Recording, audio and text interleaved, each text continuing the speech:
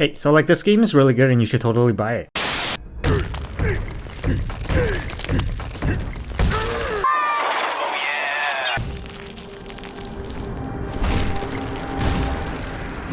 And it's totally not just because I've stripped away all veneer of civility by this point, as if we as a species ever had any to begin with, so we might as well not even bother and play the monkey game made for the monkey people.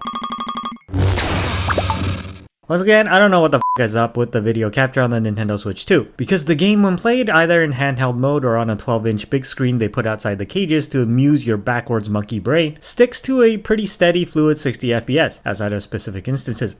But the videos are all capped to I think maybe 30 or 42.3 frames, which really doesn't do justice to how pretty and smooth the game looks and plays. Since Nintendo doesn't even know I exist, you know you can take my word for it, because I am essentially glazing the company without shame or an ounce of self-respect and for no monetary compensation, which is just about pathetic enough for you to understand no one in their right minds would be doing this for free, unless they were intent on telling you the truth.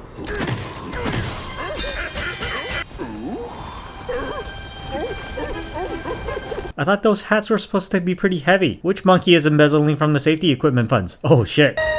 Wow, Mother Earth is literally f***ed.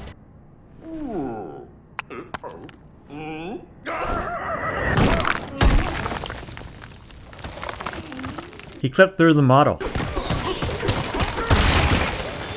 Okay, where the f am I? Purple is bad, just like how The Simpsons taught us on Nintendo in the 80s.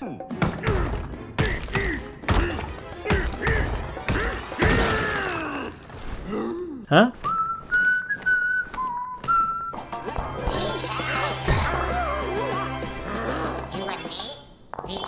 He can't understand you. He's a monkey. All he can do is, yeah, that.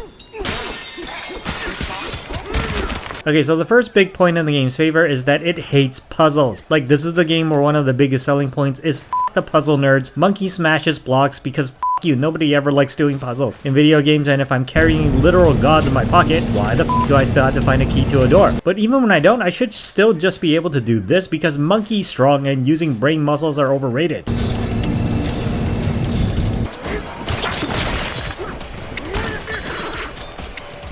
What the f? How is he floating?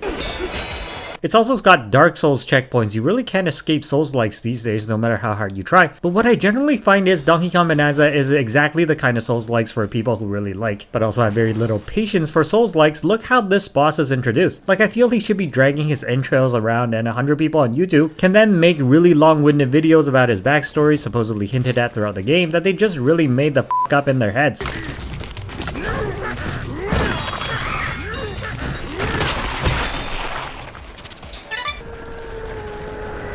Oh my monkey Jesus, his ass and his spine.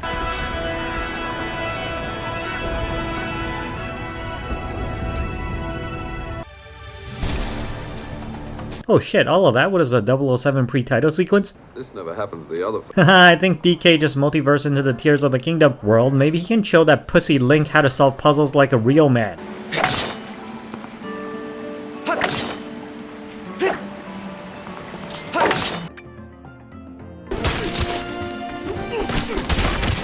What the f is this? There is actually the bones of a pretty good brawler in this game, in addition to the kind of focus on fun and platforming that we come to expect from a Nintendo headliner. But what I really like was the game's unashamed appeal to the primal part of my monkey brain, where the solution to every problem is to just blow the shit up.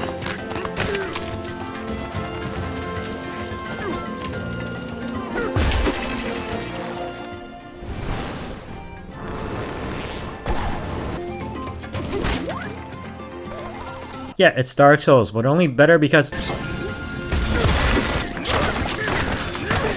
I generally feel the climbing could have been done better though.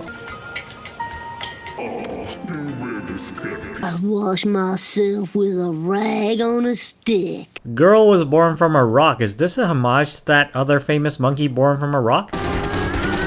Missed the chance to have his fur turn golden and crackle with electricity. Open goal, Nintendo, come on.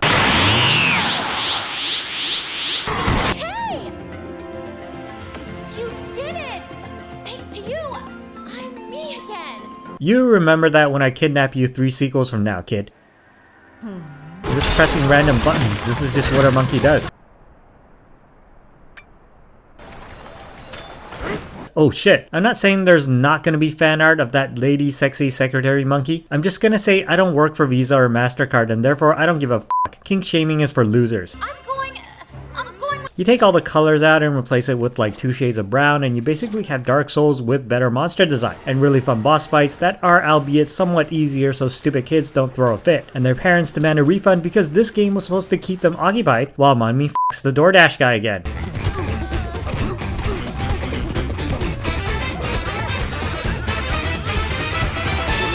What? Yeah, there's actually a small gear grind included with the game where the stats don't really matter but still kinda do. This really is a Soulsborne, but the best kind, eh? Okay, so the next entire level is playing with shit. And again, not kink shaming, appropriate for monkeys, but I don't like the smell of farts, so let's just move on. See, this game is the best kind where the central mechanic carries over to the gameplay with very little restrictions. Like, nobody gives a f*** if I just punch my way to the objective marker. And yeah, I might miss a few bonfires, but that's on me. And the enemy design is quite varied and interesting, just like a good... Also, there's Devil May Cry challenge sections, so it's often worth it to explore off the beaten path. But I'm far too important for 100% completion, so let's just move on to an obviously kick-ass western complete with catchy music and lyrics.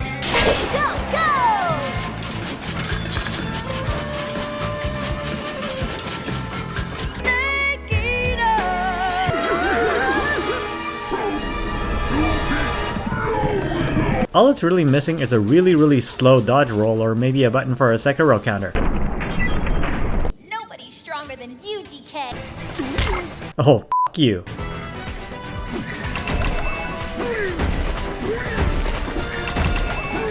What? Why? And nothing to stop you from killing all the quest givers, just like... So the idea is you sing, purple stuff goes away, you move on. Yet another really cool boss fight that sometimes might surprise you because the big motherfuckers are just a stopgap on the way to the really big motherfuckers.